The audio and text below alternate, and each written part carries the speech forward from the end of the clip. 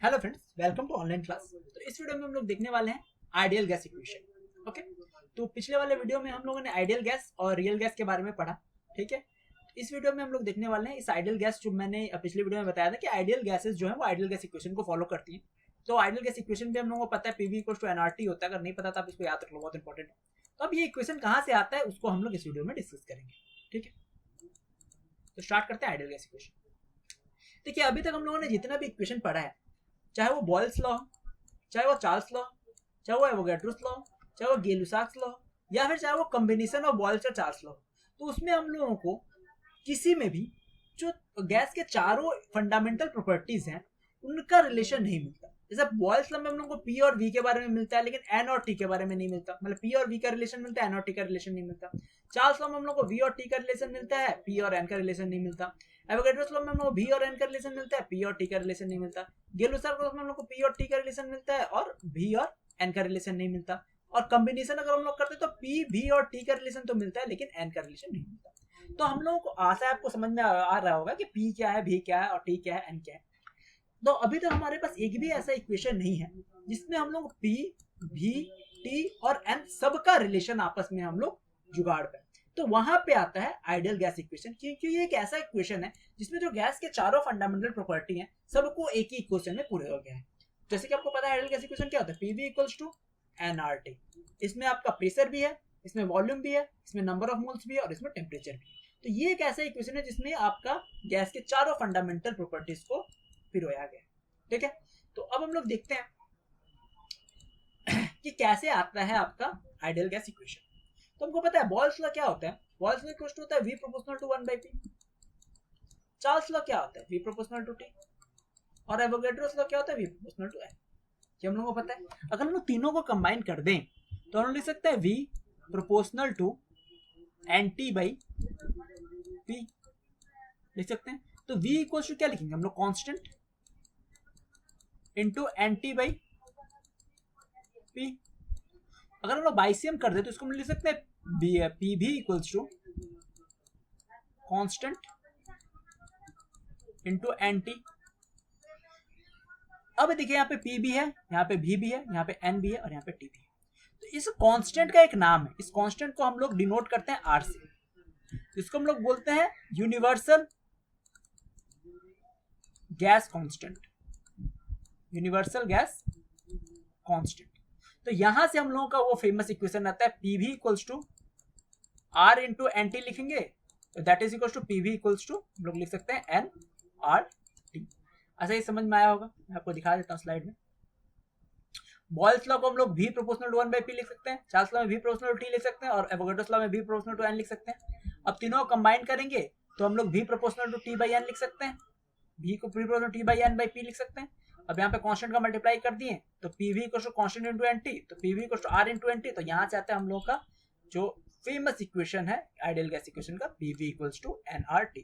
तो इसका डेरिवेशन आपको पूछ सकता है, तो आप बॉक्स बना के मत कीजिएगा एग्जाम में, ऑफ कोर्स आप लिख के ही कीजिएगा। मैं आपको बॉक्स से इसलिए समझा देगा ताकि ये इजीली समझ में आ जाए। तो ये है आपका ideal gas equation, pv equals to nRT, जहाँ पे p है आपका प्रेशर, v है वॉल्यूम, n है मोल्स और r है मोलर गैस कांस्टेंट या फिर यूनिवर्सल गैस कांस्टेंट और t है टेम्परेचर। याद रखिएगा यहाँ पे टेम्परेचर हमेशा होता है केल्विन में।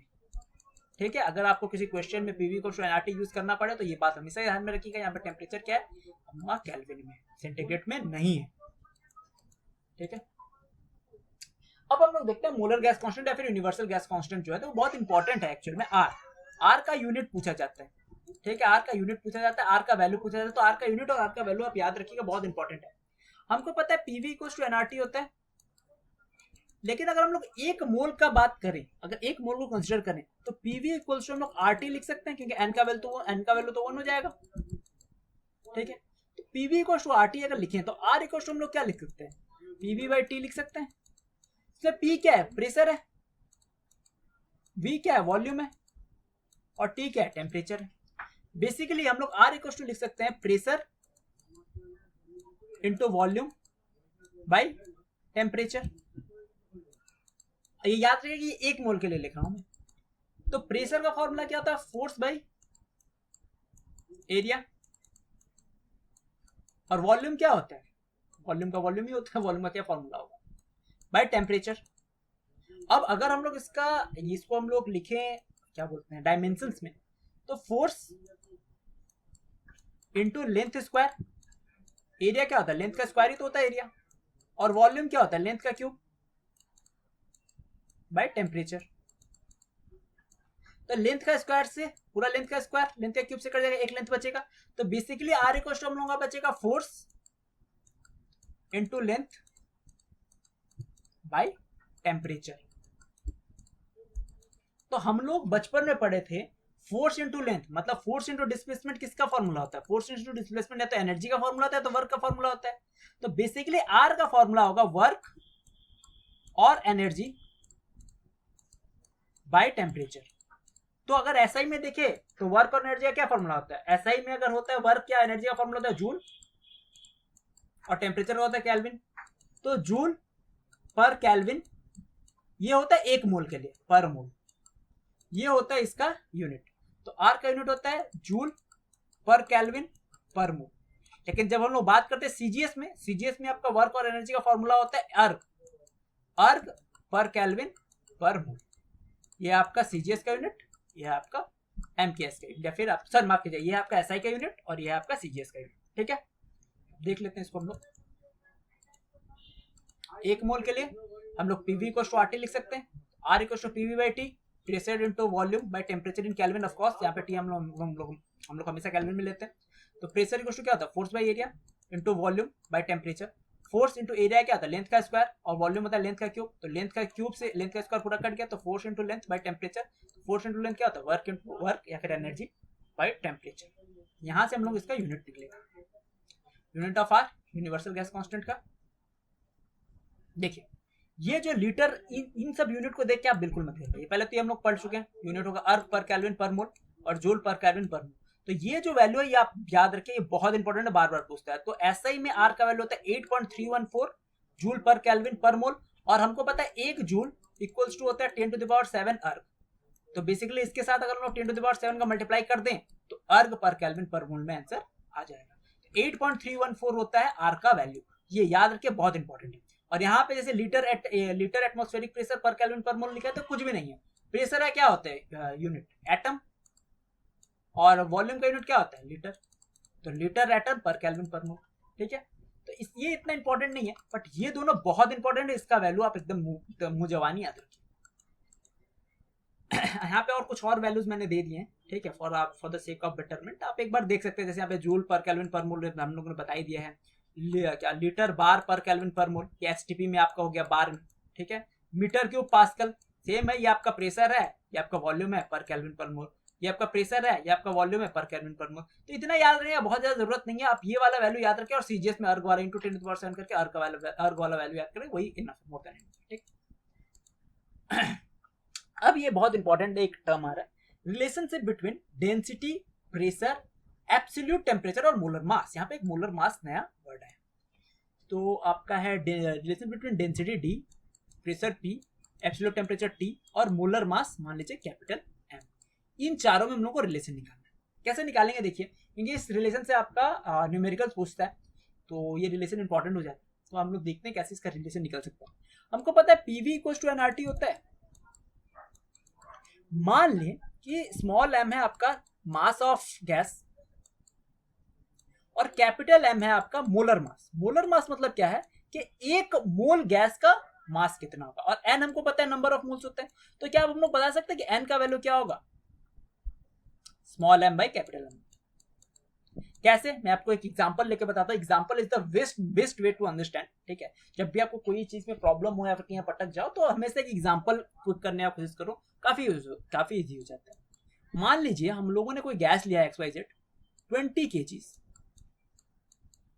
और उसका मोलर मास, एक मोल गैस का वेट है मान लीजिए 2 kg, तो नंबर ऑफ मोल्स कितना होगा, ये किसी भी बच्चे को आप पूछेंगे तो बता देगा 20/2 यानी 10 नंबर ऑफ मोल्स। एक मोल गैस का अगर वेट है, मास है 2 kg और टोटल मास ऑफ गैस है 20 kg, तो कितने मोल्स है, 10 मोल्स है। बस इसी को हम लोगों को याद रखना है और ये बहुत इजीली इसका रिलेशन निकल जाएगा। तो यानी कुछ क्या हो गया, capital small M by capital M. अब करते हैं, हमको पता है पीवी इक्वल टू क्या है, nRT, राइट। n को हम लोग small m by capital M into RT लिख सकते हैं, कोई दिक्कत? PV इक्वल्स टू, अब इस V को इधर भेज दीजिए, इस V को इधर भेज दीजिए, तो P equals to small m by capital M into RT by V हो सकता है। अब ये M क्या है? ये M मास है, और ये V क्या है? ये V वॉल्यूम है, और हमको पता है डेंसिटी इक्वल टू क्या होता है? Mass by volume.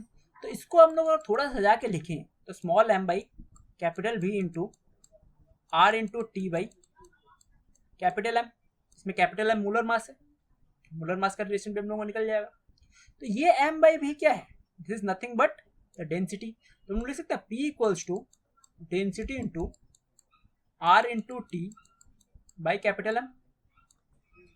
अब अगर हम लोग इसको बाइसियम करें तो हम लोग लिख सकते हैं D equals to P into capital M by R into T।